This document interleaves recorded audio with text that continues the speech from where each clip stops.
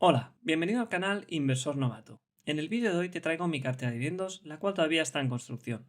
En este vídeo te explicaré paso a paso cuál es mi estrategia, cómo asigno el capital, las acciones que componen mi cartera, qué papel juega cada una de ellas y, por supuesto, como no podía ser de otra manera, también hablaremos de los puntos ciegos de cada una de ellas. Así que, vamos a ello. Antes de entrar a ver las acciones que componen mi cartera, es preciso hacer mención a los objetivos que debe cumplir esta.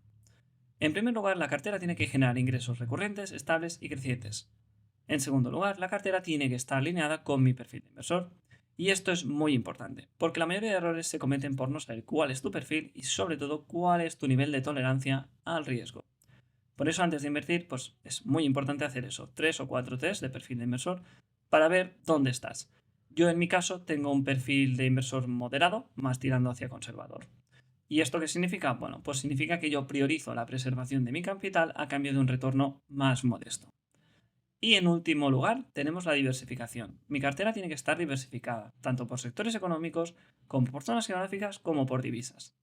La diversificación no te protege, ¿vale?, del riesgo en sí de cualquier inversión, pero en palabras de Warren Buffett, la diversificación es una protección contra tu propia ignorancia, es decir, contra no saber lo que estás haciendo.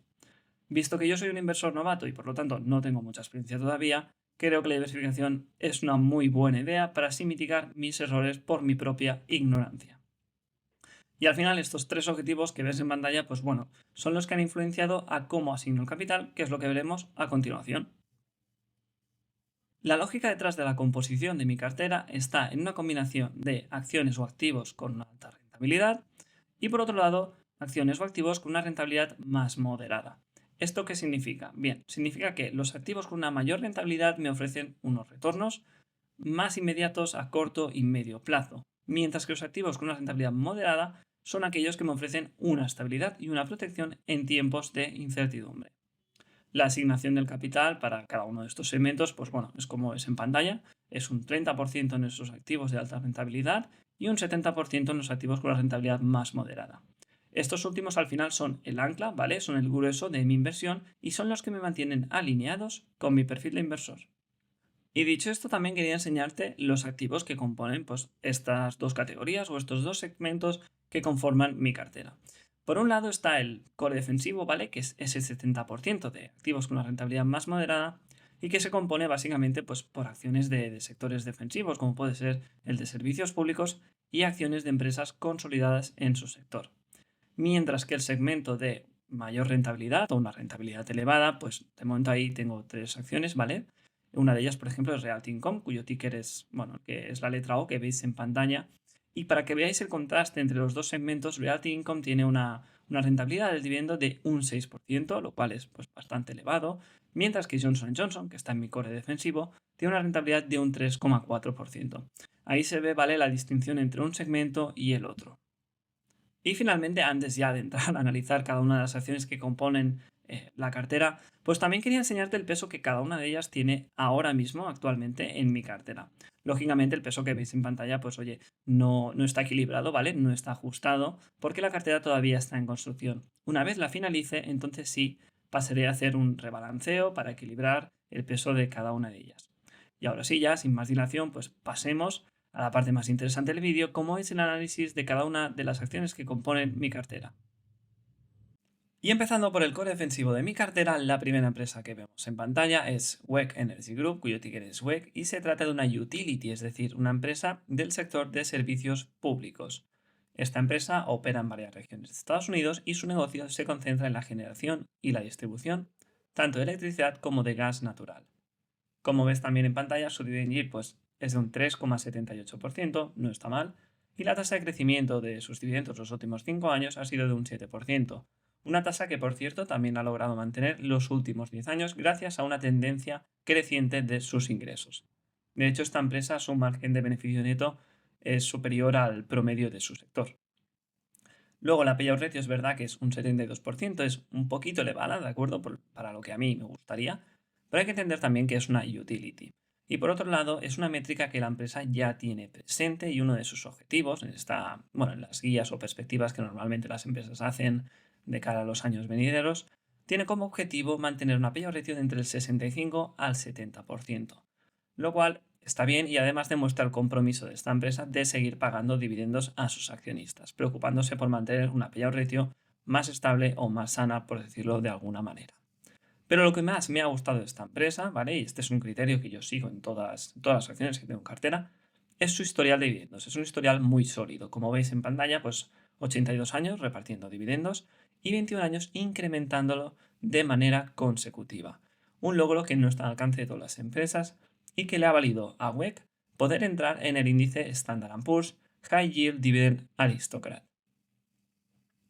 Y sin alejarnos del sector de las utilities todavía, la siguiente empresa es Essentials Utilities. Esta empresa complementa perfectamente a WEC porque se concentra en la industria del agua, es decir, en el suministro del agua.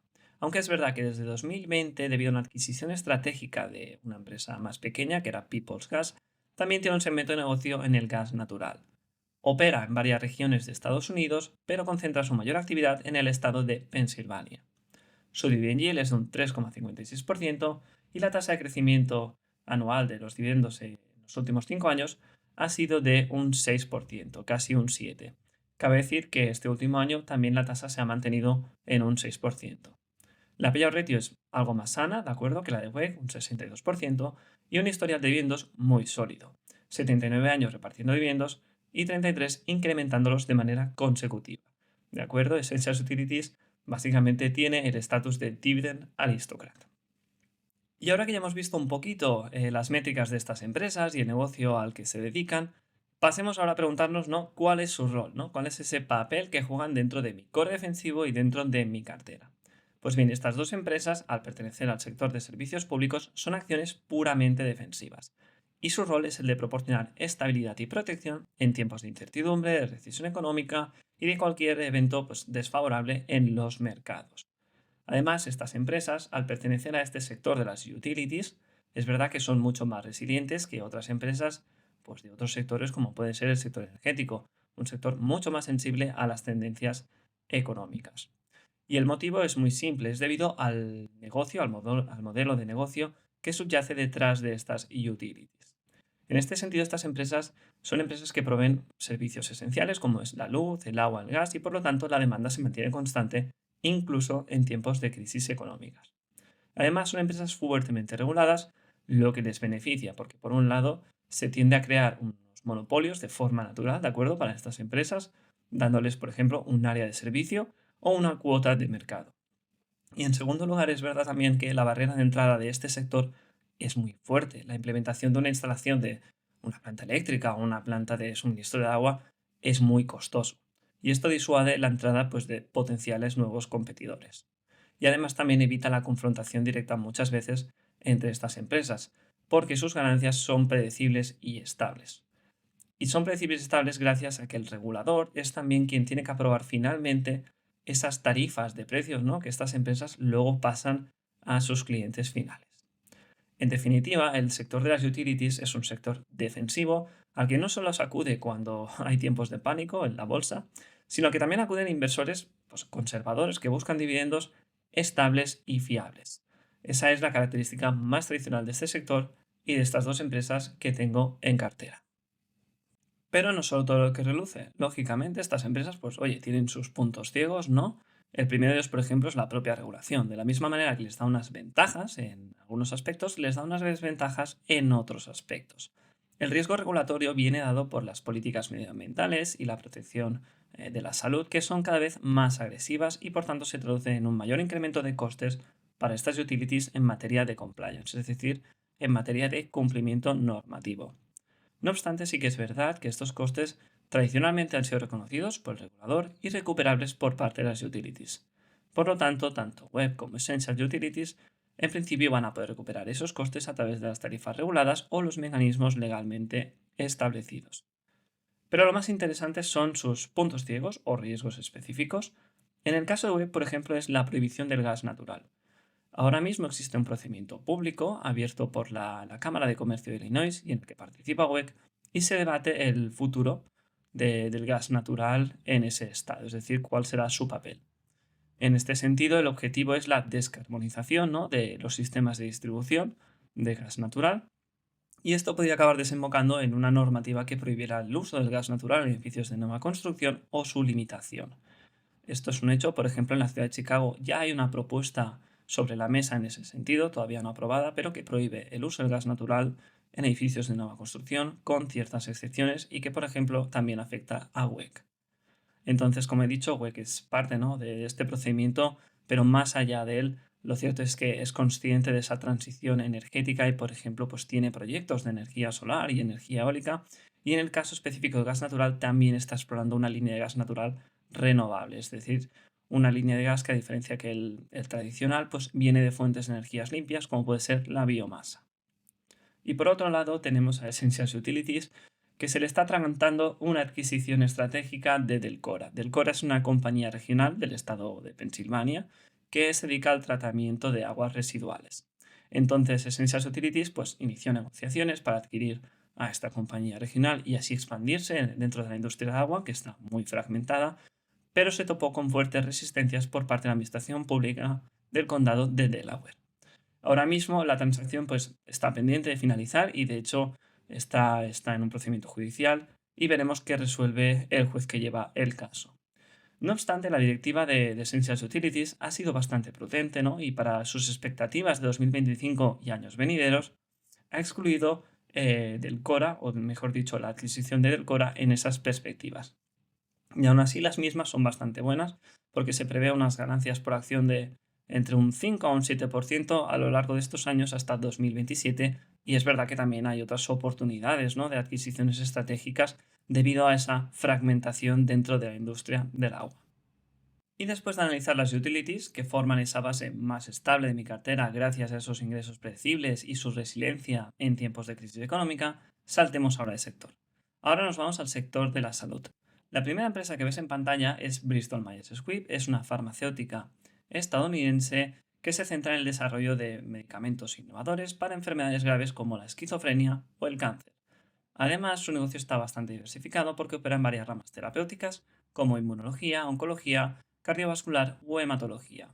Por otro lado, esta empresa no solo opera dentro de Estados Unidos, sino que opera a nivel internacional en otras regiones como también puede ser Europa.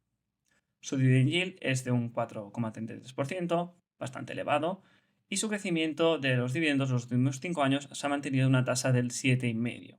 Aunque es verdad que para este 2025 la tasa de crecimiento es de un 3,2 o un 3,3% aproximadamente. El motivo de que sea una tasa un poquito más baja, que aún así excede la inflación de media de España, y eso es lo importante, pero es más baja que la media de los últimos 5 años en parte por el número de adquisiciones estratégicas que esta empresa ha realizado los últimos 2 años para fortalecer su línea de nuevos medicamentos innovadores.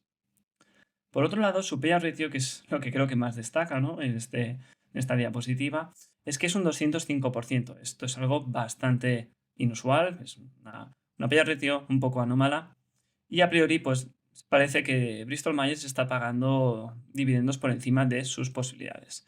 No obstante, como veremos a continuación, ello no es del todo cierto.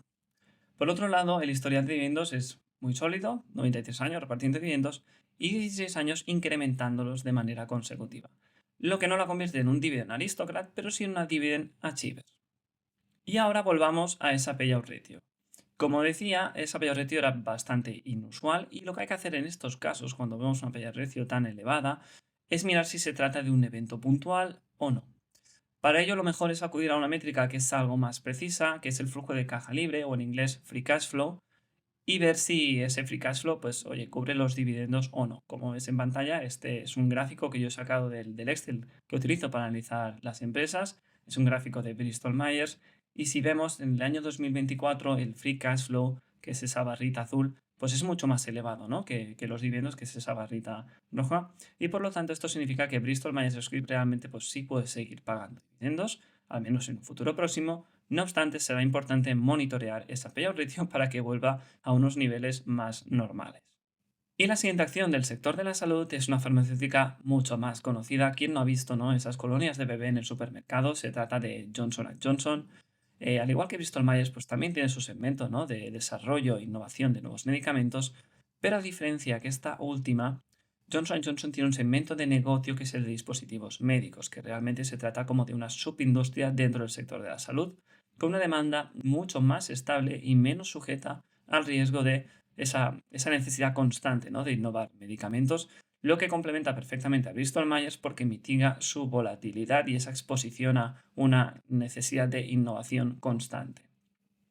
El dividend yield de Johnson Johnson es de un 3,43%, la tasa de crecimiento del dividendo en los últimos 5 años se ha mantenido en un 5,5%, no está mal, eso ya excede la inflación media de España, que es lo importante, y la payout ratio pues, es de un 47%, mucho más sana que la de Bristol Myers y también le da espacio a Johnson Johnson para incrementar ese dividendo si quisiera a una tasa de crecimiento pues, más elevada. El historial de dividendos, pues no hay color con todas las empresas que hemos visto hasta ahora, ¿vale? Johnson Johnson directamente es un dividend king. Es una empresa que lleva más de 50 años consecutivos incrementando el dividendo, lo que demuestra la excelente capacidad de Johnson Johnson para navegar en todo tipo de mercados. Y después de analizar estas dos farmacéuticas, toca ahora ver cuál es su papel dentro de mi cartera.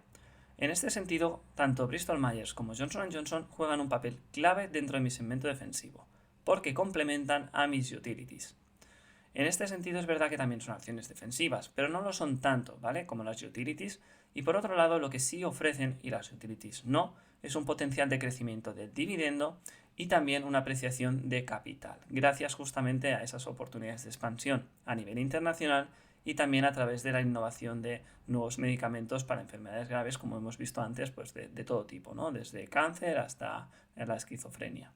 Esto es algo que las utilities, pues lógicamente no tienen, ¿de acuerdo? Sus ganancias están más capadas y es verdad que también lo tienen más difícil para expandirse a nivel internacional. Pero como no podía ser de otra manera, no es la panacea, es decir, estas dos farmacéuticas también tienen sus puntos ciegos. El primero de ellos es el riesgo de la expiración de sus patentes. Por ejemplo, en el caso de Johnson Johnson, su medicamento estrella, Stelara, ha perdido su patente en Europa a mediados de 2024 y la acaba de perder ahora este 2025 en Estados Unidos. Esto significa la entrada de fármacos genéricos que van a erosionar sin duda alguna pues, los ingresos que proporciona este medicamento a Johnson Johnson. En el mismo sentido, Bristol Myers pues, también está afectada, ¿no?, por este riesgo y, por ejemplo, uno de sus medicamentos más potentes, el Eliquis, va a perder su patente en 2026. No obstante, estas dos farmacéuticas son conscientes de ellos y de hecho tienen una robusta línea de nuevos medicamentos que van a reemplazar a los otros que vayan perdiendo su patente eventualmente. Por ejemplo, en el caso de Johnson Johnson, esa nueva cartera de medicamentos está creciendo a un ritmo de doble dígito. Y en el caso de Bristol Myers, pues un poco más de lo mismo. Por ejemplo, este septiembre o octubre fue aprobado un medicamento de Bristol Myers que se llama Covegni. Se trata de un antipsicótico para tratar la esquizofrenia. Y este medicamento pues promete ventas multimillonarias. En parte porque es un first in class, es decir, es un medicamento totalmente novedoso, no hay otro igual en el mercado por ahora, y hay una base de pacientes pues bastante ancha, donde el 75% está disconforme con el tratamiento que está recibiendo ahora mismo. Por lo tanto, las perspectivas pues parece ser que son positivas.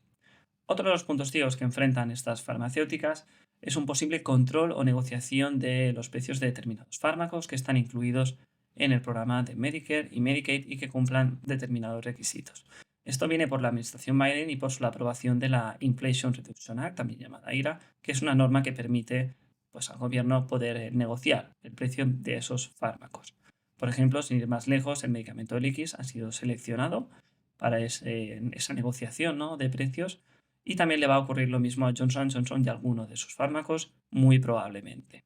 No obstante, es verdad que ambas empresas se encuentran envueltas en un litigio judicial sobre la posible inconstitucionalidad de la norma en este aspecto. Y ahora pasemos a ver los puntos ciegos más específicos de cada una de ellas. En primer lugar tenemos a Bristol Myers Squibb y su nivel de deuda, que es bastante elevado, debido en parte a las adquisiciones estratégicas que ha realizado estos dos últimos años. Así, su estructura de capital, por ejemplo, está en un 74% de deuda y el resto de patrimonio propio, y una deuda a largo plazo pues bastante elevada. No obstante, la deuda a corto plazo está bien cubierta y los intereses que genera esta deuda también. Por lo tanto, en el futuro próximo, pues Bristol Myers puede seguir pagando su deuda y también esos dividendos. Además, la nueva línea de fármacos que va a sacar parece ser que van a producir los ingresos suficientes como para devolver esa deuda a niveles normales. En el caso de Johnson Johnson, el problema que hay es su litigación judicial en torno a los polvos de talcos para bebés. Este es un problema que lleva ya arrastrando varios años Ahora parece ser que empieza a ver un poco la luz, pero para situaros en contexto, estos polvos de talco han causado daños bastante severos a muchas personas y ahora mismo hay como 59.000 afectados que lógicamente están reclamando su indemnización y Johnson Johnson lo que ha hecho ha sido pues proponer un plan de quiebra a través de una de sus subsidiarias, Red Rivers, que ha contado con el apoyo del 83% de estos afectados representados a través de sus respectivos bufetes de abogados. ¿Vale? En ese plan pues, se prevé tanto la cantidad que se va a pagar en concepto de indemnización como la forma y el plazo. Veremos si finalmente este plan de quiebra sale adelante. Por ahora todavía no es oficial, ¿de acuerdo? No está formalizado oficialmente, por lo tanto habrá que esperar. Y después de ver las farmacéuticas que componen mi cartera y que equilibran esa estabilidad con un potencial de crecimiento añadido, toca ahora considerar otro elemento importante en mi cartera como es la diversificación. En este sentido, yo consigo una diversificación geográfica y también de divisa a través de mi ETF, el iShares Core Eurostock 50, cuyo ticker, como ves en pantalla, es EUN2. Es un ETF de gestión pasiva y replica el índice Eurostock 50, que está compuesto por las 50 principales compañías de la zona euro. Como puedes ver en pantalla, su dividend yield pues, fluctúa año tras año, pero está entre un 2 y un 3%. Además, tiene un crecimiento del dividendo bastante sostenido y un ratio total de gastos muy bajito, solo un 0,10. Esto es algo que me gustó mucho y que de hecho pues, buscaba, ¿no?, en un ETF. Y aquí recordaba la frase de John Boyle, ¿no?, de que las comisiones se comen tus ganancias. De ahí que también sea muy importante que si buscas un ETF te fijes muy bien en cuáles son las comisiones que tiene ese ETF. Los principales sectores que componen este ETF son sectores de naturaleza cíclica. Por ejemplo, está el sector de servicios financieros o el de consumo discrecional. Y las principales compañías que componen este ETF, pues bueno, algunas son más conocidas que otras. Por ejemplo, Louis Vuitton es bastante conocida. En total, las 10 primeras compañías de este ETF tienen un peso de un 42% sobre el total del ETF. No obstante, hay más compañías que no ves aquí ahora en pantalla, pero que son muy conocidas, como puede ser, por ejemplo, L'Oréal.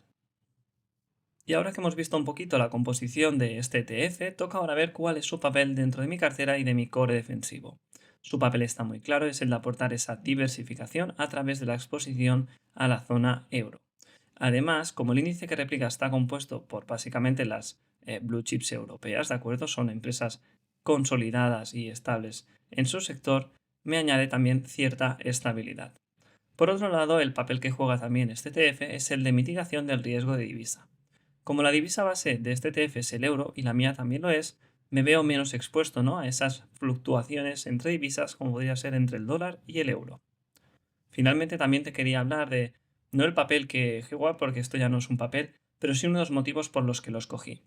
En este sentido escogí este ETF por su simplicidad.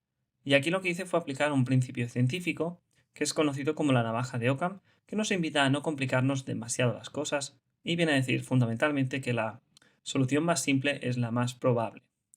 En este sentido hay muchísimos ETFs y hay muchos índices, por ejemplo hay índices mundiales como puede ser el MSCI World o índices de mercados emergentes como puede ser pues, el índice Emerging Markets. Estos ETFs normalmente incluyen cientos de empresas o incluso miles y pueden llegar a ser menos comprensibles e incluso más volátiles. Es por eso que yo buscaba algo pues, directo y sencillo. Y entonces escogí a este ETF porque replica un índice muy popular como es el Eurostock 50 que vendría a ser el equivalente, y cojámoslo entre comillas por favor, al SP500 estadounidense, ¿de acuerdo? Digo entre comillas porque los retornos lógicamente son mucho más modestos que su homólogo estadounidense. Ahora bien, este ETF también tiene sus puntos ciegos. El primero de ellos es que está muy atado a la evolución de la economía pues, de la zona euro. Si la economía de la Unión Europea va bien, el ETF irá bien. Si la economía va mal, el ETF irá mal. No obstante, es verdad que está compuesto por blue chips, es decir, empresas estables y consolidadas en su sector, y por lo tanto pues puede ser más resiliente que otros ETFs en tiempos de crisis. Por otro lado, uno de sus puntos ciegos también es la naturaleza cíclica. Como hemos visto antes, los sectores que componen este ETF son mayormente cíclicos, como el sector de servicios financieros o el sector industrial. No obstante, aquí de nuevo hemos de recordar, por un lado, primero, que yo ya tengo acciones puramente defensivas, como son las utilities, que además las voy a complementar con otras acciones individuales también puramente defensivas, y por otro lado, lo que acabo de decir, de que está compuesto por las blue chips europeas. Finalmente, otro punto ciego que he querido destacar, aunque para mí ya no es tan relevante, es que algunos pueden pensar que tiene una diversificación limitada porque básicamente son compañías de la zona euro y por lo tanto se excluyen pues, países de fuera de la Unión Europea como puede ser el Reino Unido o Suiza. Eso es verdad y en este canal pues prima la transparencia, ¿no? Pero yo creo que este punto ciego igualmente lo podría llegar a mitigar, por ejemplo, con otro ETF que replicara pues, las empresas de un determinado país, como puede ser el Reino Unido, o simplemente buscar un ETF que sea más contracíclico para mitigar la posible volatilidad del iShares Core Eurostock 50. Sin embargo, mi cartera no solo busca estabilidad, sino también busca generar un flujo de ingresos significativos a corto y medio plazo que me permitan hacer crecer esa bola de nieve un poquito más rápido. En este sentido, aquí entra en juego mi segmento de alta rentabilidad o rentabilidad elevada, que está compuesto mayormente por acciones de sectores cíclicos, pero con unos dividendos o un retorno de dividendos, mejor dicho, más elevado. La primera compañía, como ves en pantalla, es Realty Income. Se trata de un REIT, de una empresa del sector inmobiliario, ¿no? Y su negocio se centra pues, en la compra-venta y el arrendamiento de bienes inmuebles de todo tipo a nivel comercial, mediante el método triple neto. Este método es un método que permite trasladar al inquilino pues, todos los impuestos, gastos de mantenimiento y también seguros. De esta manera al arrendador le queda luego una renta neta. Además, Realty Income tiene un negocio bastante diversificado, aunque su grueso está en el sector retail y también opera a nivel internacional. Su dividend yield, como ves en pantalla, ronda un 6%, lo cual es muy elevado. Lógicamente, pues habrá otras compañías con un dividend yield más elevado, pero a mí un 6% ya me parece bastante. La tasa de crecimiento anual del dividendo en los últimos 5 años ha sido un 3,5%, lo cual excede la inflación media de España, pero para este 2025 solo lo ha aumentado a un 0,2%, lo que es lo mismo que nada por mucho que técnicamente Realty Income diga que ha aumentado su dividendo. La payout ratio es de un 75%, no es inusual porque se trata de un REIT y tiene una estructura jurídica un poco peculiar. Ellos están obligados a repartir el 90% de sus ganancias grabables en impuestos a sus accionistas en forma de dividendos. Por otro lado, su historial de dividendos es bastante impresionante. Lleva 55 años repartiendo dividendos y además lo hace de manera mensual. Y si contamos ese aumento técnico del 0,2, lleva más de 30 años incrementando su dividendo. Y para complementar estos ingresos a través del método triple neto de Realty Income, la siguiente empresa es Chevron Corporation. Esta empresa también es bastante conocida, de hecho Warren Buffett la ha tenido o creo que la sigue teniendo en cartera, no estoy muy seguro, pero seguro que la ha tenido. Esta empresa pertenece al sector energético y también opera a nivel internacional. Se dedica básicamente pues, a la intervención dentro de todo lo que es el ciclo de producción del petróleo crudo y también de gas natural. De esta manera, Chevron Corporation tiene un negocio bastante diversificado porque, por un lado, se ocupa de la extracción y la producción en sí misma de ese petróleo crudo y también de gas natural, pero por otro lado tiene un segmento de refinación a través del cual pues, bueno, se dedica a fabricar productos petroquímicos o también de combustibles como el diésel que luego comercializa. Esto es bastante astuto porque la verdad es que la mayoría de ingresos de Chevron provienen de esa extracción y producción de petróleo crudo y gas natural, pero cuando el precio del petróleo cae en picado y por lo tanto también lo harán sus ingresos, puede mitigar esta caída a través de otro segmento de refinación porque allí en ese caso el petróleo crudo es su materia prima para poder fabricar esos productos petroquímicos o el diésel que he comentado. Por otro lado, su dividend yield es de un 4,44%, lo cual está bastante bien, es elevado, y tiene una tasa de crecimiento del dividendo de los últimos 5 años de un 6,5%. De hecho, este último año también la ha incrementado un 6%. La payout ratio es bastante sana, tiene un 55%, lo que significa que aún tiene espacio, al igual que Johnson Johnson, para hacer aumentar ese dividendo un poquito más. En cuanto a su historial de dividendos, también es muy consistente, lleva 37 años repartiendo dividendos y 36 incrementándolo, lo que hace de Chevron Corporation un dividend aristócrata. Y finalmente, para acabar de cerrar el círculo del segmento de alta rentabilidad, la última empresa en cartera es Toronto Dominion Bank. Se trata de un banco canadiense, pero no es un banco cualquiera. Es el sexto banco más grande de Norteamérica en cuanto a activos y además cuenta con una sólida base de clientes tanto en Canadá como en Estados Unidos. Y tiene un negocio diversificado porque ofrece servicios tanto a consumidores como a pequeñas empresas y también servicios de inversión y de gestión de activos para inversores institucionales. Su dividend yield, como ves en pantalla, es de un 5,51%, bastante elevado y tiene una tasa de crecimiento del dividendo de los últimos 5 años de un 6,61%. No obstante, la tasa para este 2025 es de un 2,8 o 2,9%. El motivo de que sea algo más baja que su media de los últimos 5 años es debido a que esta empresa tiene que reorganizar sus perspectivas de crecimiento para este 2025 y años venideros debido a una falla en su sistema de prevención de blanqueo de capitales que le ha costado no solo una sanción económica bastante fuerte, sino también un asset cap, es decir, una limitación de crecimiento en Estados Unidos. De hecho, este es un problema bastante grave del que hablaré un poquito luego, pero que merece, yo creo, un vídeo aparte. La payout ratio es de un 51%, lo cual también pues, le deja todavía un poco de margen, ¿no?, para hacer crecer ese dividendo. Veremos cómo lo va a hacer Toronto Dominion Bank con esa sanción económica y también de limitación de crecimiento que os acabo de comentar. Y por otro lado, su historial de dividendos pues, también es muy sólido. 167 años repartiendo dividendos a sus accionistas y 11 años incrementándolo de manera consecutiva. Y después de analizar este banco canadiense, toca ahora ver cuál es el papel o el rol que juega este segmento de alta rentabilidad o rentabilidad elevada dentro de mi cartera, además de ser un complemento no para ese core defensivo. Pues bien, este segmento de alta rentabilidad tiene por objetivo generar ingresos significativos a corto y medio plazo que pueda aprovechar yo luego, por ejemplo, para ensanchar ese core defensivo o simplemente pues para cuando haya oportunidades de reinversión en tiempos de mercados bajistas, es decir, cuando haya quizá más gangas.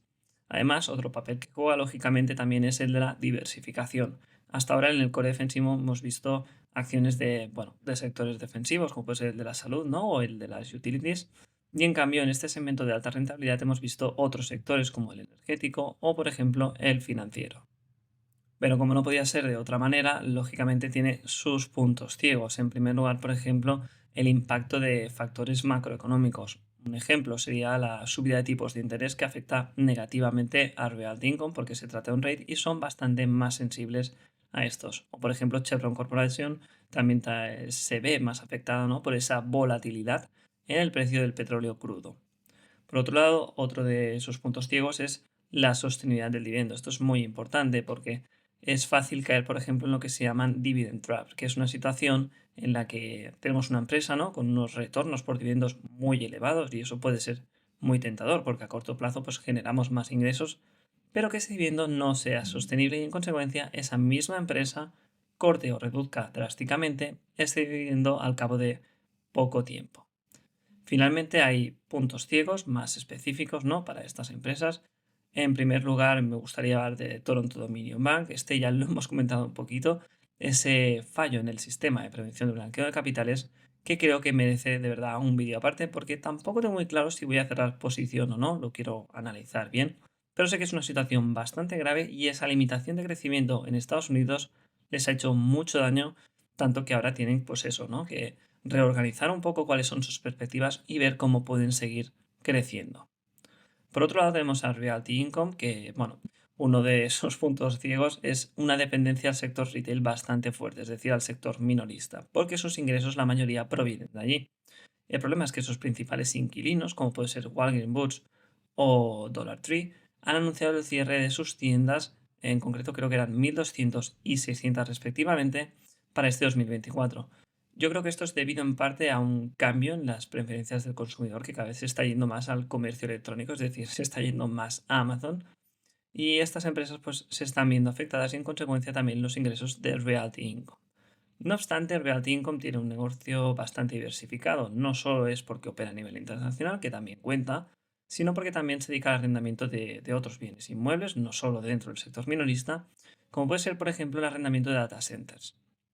Además, Realty Income ha anunciado un plan estratégico que es la creación de un fondo a través del cual va a invertir en propiedades con arrendamientos de método triple neto.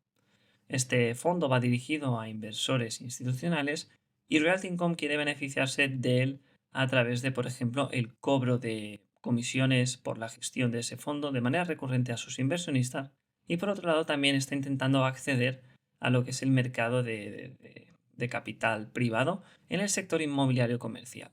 Porque el 90% de este sector está en manos de capital privado y solo el 10% en manos de REITs públicos como Realty Income. De esta manera, pues es verdad que podría aprovechar mayores oportunidades de negocios y también yo creo que podría incluso financiar sus operaciones en parte gracias a ese fondo y no tanto, por ejemplo, a través de la emisión de nuevas acciones. Y ahora que hemos visto toda la cartera en su conjunto, aunque todavía esté en construcción, sí que me gustaría hacer una reflexión final, ¿no? Y cuáles son los próximos pasos. Yo creo que en este sentido mi cartera está bastante alineada con mi perfil de inversor y también con los objetivos que me he propuesto. Yo creo que es coherente, ¿no? Estas dos grandes categorías, core defensivo, que es más estable, con ese segmento de alta rentabilidad para ofrecerme unos mayores ingresos. Y por otro lado, en cuanto a los siguientes pasos, pues quiero seguir reforzando mi core defensivo. Esas utilities se tienen que reforzar con acciones, por ejemplo, del sector de consumo básico, que también es puramente defensivo. Y por otro lado, el segmento de alta rentabilidad, quiero complementarlo con un ETF de al menos un 6% de rentabilidad del dividendo, porque creo que las acciones individuales con una rentabilidad pues muy elevada, pues pueden ser efectivamente una dividend trap, ¿no? Y yo creo que todavía estoy en una etapa muy prematura como para no caer en esas dividend trap. De ahí que piense que pues, el ETF puede ser una mejor opción. Pero en definitiva es lo que digo, la cartera yo estoy muy orgulloso de ella, por supuesto que no es perfecta ni mucho menos recomendable, porque al final soy un inversor novato, pero estoy muy orgulloso de ella porque creo que es coherente con lo que he contado hasta ahora, esos objetivos y ese perfil de inversor. Y ahora que hemos llegado al final del vídeo, lo que me gustaría saber es cuál es tu opinión. Así que no te olvides de dejarme en la caja de comentarios qué opinas sobre mi cartera, si tú también tienes alguna de estas acciones que hemos analizado y por supuesto cualquier mejora que creas que se pueda introducir en mi cartera. Ya sabes que leo todos vuestros comentarios y no dudaré en responderlos. Y por supuesto, si te ha gustado el vídeo, dale un fuerte like, suscríbete al canal y activa la campanita para más contenido sobre inversión en dividendos. Nos vemos en el próximo vídeo.